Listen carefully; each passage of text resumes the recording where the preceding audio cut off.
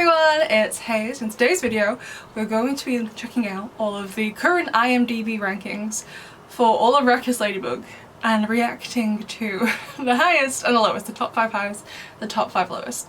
Someone from the Discord server asked me to do this.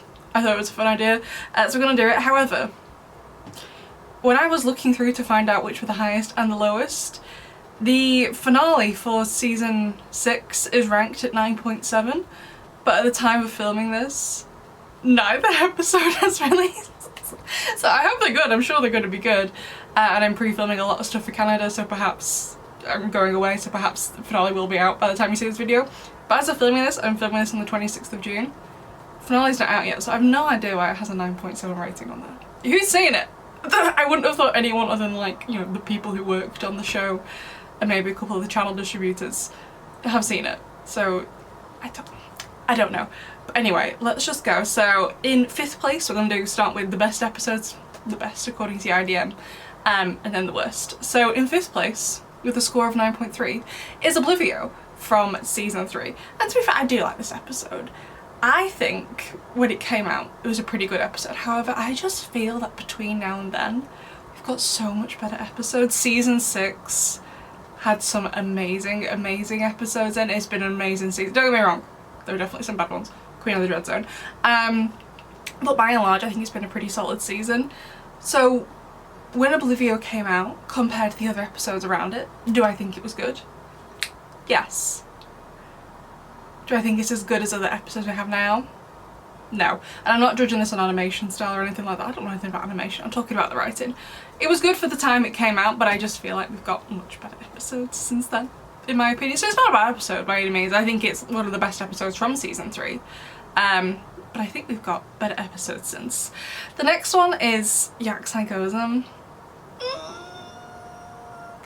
I liked Yaksai Gozen, obviously it's from the most current season, because it's the first time we get to properly see Chrissy Pop as Chrissy Pop and we get whatever the weird stuff is going on between her and Tomoe. Is she actually a mum? I don't know. I have no idea. I forgot to say the window's open, by the way, because it's very warm in the UK, so I'm sorry if you can hear the buzz of traffic or dogs barking or whatever. But the episode just kind of goes nowhere. You know what I mean? It kind of starts and ends the same. And I'm still annoyed about the Felix stuff. As I'm filming this, the video that went up yesterday was the one about Felix apologising off screen. And one of the tweets I read out in the video was Thomas being like, oh well, he didn't develop fast. Or he didn't get redeemed fast, it just happened off screen. I'm like, well yeah, that's why it seemed like it happened fast, happened off screen, mate. You know what I'm saying? It's an okay episode. I certainly don't think it's one of the best from season 6. An amazing episode from season 6 that is a Kagami episode, I think, was the Dirty Fires. I think that was an amazing episode. So in 3rd place, apparently a top 3 episode, is back to season 3, Cat Blank with 9.4. I still think this episode holds up. Oblivio, like I'm saying, I think we've had better episodes since, but I do think, in my opinion, Cat Blank still holds up, still has, I think, a lot of power behind it, it still gets referenced all the time in the fandom. I think this was absolutely an amazing episode. I love all the emotions in it, so good. I just wish Ladybug would A, tell him about it, and B, there's that massive plot hole in season 5 where she falls in love with Count Noir, but isn't once worried about it, and I'm like, mate, you should be, because the only thing you know about what happened, the reason you got akumatized, was that your love did this to them, to the world, you know? So why aren't you worried about being in love with him? But I think, directly comparing Cat Blank and Oblivio, I think Cat Blank holds up better than Oblivio and the impact it had. Don't get me wrong, Oblivio is kind of sweet, I like that they immediately fell for each other, that was so cute. But I do think Cat Blank, in my opinion, is a lot more powerful of an episode. And then both with a score of 9.5, we have 2 things tied in 1st place. So the first one is Strike Back, of course, the finale for season 4. And don't get me wrong, I like Strike Back. However, in my opinion, between Risk and Strike Back, I think the stronger episode is actually Risk. I think it is written better than Strike Back, much better than Strike Back. I don't think there's much between them, don't get me wrong. Like, I remember my season 4 episode ranking video, the 1 and 2 spots were Risk and Strike Back, and 1 was Risk, 2 was Strike Back, and all the comments were like, so you hated Strike Back then? I ranked it 2nd, not 26th. Of course I like Strike Back. It was so stupid. I was just like, excuse me, what? I think between the two of them, Risk is a better episode, but perhaps I think that might be my bias because in Risk we get some really solid Adrianette scenes, whereas in Strike Back we don't. But I do still really like Strike Back, don't get me wrong. I don't think it's bad, I just personally, I think Risk is better. And then also tying in first place with it, also with 9.5, is Heart Fixer from season 6. I loved Heart Fixer. And I know a lot of people are like, well yeah, it was a good episode, but Marinette wasn't akumatized for very long. I don't really care. My least favourite part of any episode is the akumatization. So I love the fact it was super short.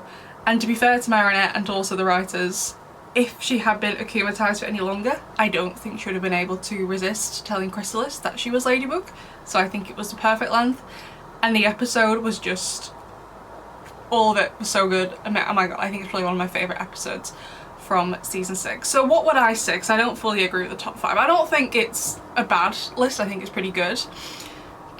What would I say my top 5 are? I feel like for me, because I'm both someone who enjoys the show, I'm also a writer as well, my top 5 my favourite episodes and top 5 for episodes that I think are written the best look a little bit different. So I would say my top 5 favourite episodes that I like to rewatch all the time: Guilt Trip obviously, Cat Blank, Party Crasher, Heart Fixer. What else do I really enjoy? I do really enjoy Vulpina, not gonna lie. But my top 5 written episodes, again, Heart Fixer. The Dirty Fires I think is written incredibly well. Daddy Cop, Pretension I think is one of the best written episodes of the show. What else do I think is really well written? Not Guilt Trip. I love Guilt Trip with all my heart. I've seen it so many times I can close my eyes and watch it, but I know it's not good of an episode. El Toro de Piedra. I think that has really good writing. I'm still not sure, obviously I haven't seen the finale yet, I'm still not sure what my ranking's gonna look like for my number 1 episode, because like Heart Fixer, El Toro de Piedra, Dirty Fires, all 3 of them are really good episodes. Daddy Cop was a solid one as well. The Ruler, I'm like, we've had some really solid episodes. What I'm saying with Oblivio, at the time it came out, I think like during, like, if you compare seasons 1, 2 and 3 and nothing else, I do think Oblivio is up there. But I feel like since then we've got so much more amazing episodes that I just don't think it really holds up. I kind of feel like by saying holds up makes it sound like the show is about 50 years old. So now we're going to move on to, well, what is I suppose technically the bottom 5, however there are quite a few tied in 5th place for the worst episode of Miraculous. So it's with a score of 6.7, the first one we have is Mr. Pigeon, and I wholeheartedly disagree with that. Again, I don't think it's as good as some of the episodes we've gotten recently, because season 6 has been amazing for the large part, but Mr. Pigeon was such a good episode, introduced such an iconic villain. The Akuma, the competition, I don't know how anyone can't watch Mr. Pigeon without smiling. Such a good episode. However, the next one I do agree with, also 6.7, Roger Cop. No. I know a lot of season 1 is like a lot of filler because they weren't allowed like overarching plot yet, so I get it. But out of all the fillers, like between Roger Cop and Mr. Pigeon, I agree with that. Wasn't great. And then we have Santa Claus. Awful. I would love them to do another Christmas special now we've got the new animation. I think it's the perfect time to do another one. I don't mind it being a musical, as long as it's a good musical. I know a lot of people, when I was going to Paris to go to the premiere of the movie, they were like, hey, you're gonna hate it, it's a musical. And I was like, besties, I love musicals, but bad musicals exist, and this is one of them. It's just so cringe. I just sing the songs to myself when I'm having a bad day. Actually, the other week, so I work in a bookshop, and we sometimes, like when people are on holiday, especially now because it's the summer, we get people from other bookshops in the area who come to our shop to cover for them. And we had someone I hadn't met before. She was super nice, we got on really well, and she knew what Miraculous was. So we were having a discussion about it. When I say she knew what Miraculous was, it didn't really sound like she sat down and really watched possibly more than 2 episodes of it, but she understood the premise of 2 superheroes who are in love, but they don't know it's the other person. Understood the premise, and she already knew about the shenanigans of Thomas Astruc. So even though she doesn't really watch the show, she knew about him. You know your behaviour is bad when someone who doesn't even watch the show knows what you're like. Like, that's, that's terrible. Anyway, we were on the train together since we kind of lived in the same area, and I sang for her part of one of the songs from the Christmas special, and she was just like, what? It's not a good episode. It literally makes me cry having to rewatch this episode, which usually isn't very frequently anymore. Oh my god. I mainly focus on my rewatch. I mainly focus on the finale of season 5 and all of season 6. I don't particularly go back and rewatch the others for fun. This is not an episode I enjoy for fun. And also 6.7, Gigan Titan. Yeah, not surprised to be honest, not surprised to see it here. It's fine, I like what the girls are up to. It's kind of sweet, but the baby Akuma, I just think it's a little bit eh. Just one of them things. So in 4th place is from season 4, which by and large I thought was a pretty solid season, at least in comparison to season 5 anyway. And this is Chilin, which was Marinette's mum's akumatization. And this episode had so much potential to be amazing. Again, I'm going to ignore the animation. I don't know what was going on with the animation in this one. I'm just going to ignore it. It's not what I talk about on my channel. And I'd never judge the episodes on the animation because I don't know what I'm talking about. It wouldn't be fair. Chilin has the potential to be amazing with the storyline they were doing and looking at how Sabine was discriminated against on the bus. But it just fell flat due to them not being able to commit. And I understand the TV networks, etc. have restrictions and they didn't want to show police officers and just like members of the public who should be trusted. People like train conductors, bus conductors, firefighters, whatever kind of public figure like that who you just see in like uniform. I understand you want children to trust people in uniform, but I do also feel like it's equally important to let your children know you can't always trust those people. At the same time, things like this do unfortunately happen, and they unfortunately happen more frequently than a lot of people would like to imagine. So I loved the idea of Chilin. I love the Akuma looks so cool.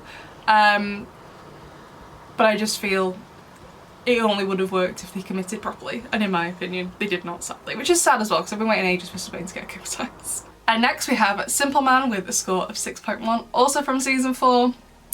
My problem with this episode is when we first watched it, I really rather liked it. If you go and watch my commentary, I'm quite positive about the episode because I'm like, if you look at all the episodes around it, the episode before this is Wishmaker, massive episode, Rocketeer, also rather important, Glaciator 2, very important. Before that we had Sentibubba and Optigami, super important. There are quite a lot of big plot-based episodes right before Simple Man, so I was like, we need a bit of a more filler style episode to have a break, you know what I mean? So I didn't mind Simple Man. Even though it's not the best, I was like, yeah, it's a nice filler episode.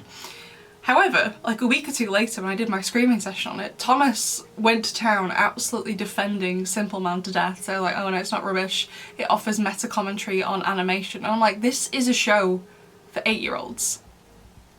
The only people who are gonna get those like references, meta references at that, to animation, are people who work in animation. And that is not your target audience. 10-year-olds don't work in animation, Thomas, usually. As far as I'm aware, perhaps they do.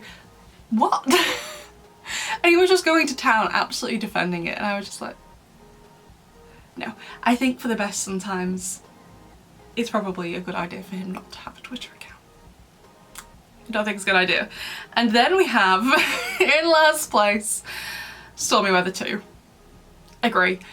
The only reason I can think of this episode happening, which if you don't remember, it's basically Aurora gets akumatized again into Stormy Weather, but the way this story is told in this episode is through flashbacks. So the only reason I can think of this episode happening the way he did was due to a lack of budget. They were running out, so they had to try and come up with something creative. So whilst I can appreciate that, maybe that season they should have just had a couple of less episodes so we could have had some more excellent ones. You know what I mean? Like, I just think it was a bit of a wasted opportunity. I understand budget is tight for animation, but I didn't think it was worth it. However, that being said, I do have a special mention. I'm not including it in that bottom 5. 4.4 Action, which is episode 27 of season 5, otherwise known as the environmental special. And the reason I don't want to include it in the bottom 5 is because I don't think it's fair. Let me explain. We were told when we found out what this episode was about is that it was going to be an environmental special. The idea of this episode is that it was supposed to be used in schools, and there was like resources for teachers to be able to print off, download, whatever, to use in classes to teach about the importance of the environment to their students. So therefore, I think it is basically unfair to hold this episode to the standard of other episodes, for example like Pretension, which I think is the best episode from season 5, I do think it's unfair to hold it to the same standard when it was quite clearly trying to achieve something else. Like, I say this all the time at work, so one of my favourite books I read this year is Heated Rivalry by Rachel Reed. I think it's a very sweet book, really romantic. Don't read it if you're not over 18, or watch the show if you're not over 18, but I love it to death. However, at the same time, I've been reading things like Wuthering Heights this year, which is also really good. However, when I am evaluating those books and giving them out of 5-star ratings, I am not comparing them to each other, because that is not fair in Heated Rivalry to hold it to the standard of Wuthering Heights. Wuthering Heights and Heated Rivalry are meant to serve two very, very different purposes, and they're also written in very, very different times. But let's take a book that was written recently, let's say Flashlight by Susan Choi. It's about this South Korean man who's been raised Japanese and he gets kidnapped by North Koreans. It's not very good, don't read it. But again, they're both contemporary books, but they are both meant to serve different purposes. One is meant to be very entertaining and emotional hockey romance, and the other one is meant to be a literary fiction piece, which if you don't know what literary fiction is, it basically is about character studies. They are meant to serve very, very different purposes, so I do not think it's fair to compare them the same. So as a result, whilst action isn't the best, I don't think it's fair to compare it to the rest of the season, because it was meant to serve a very different purpose. You know what I mean?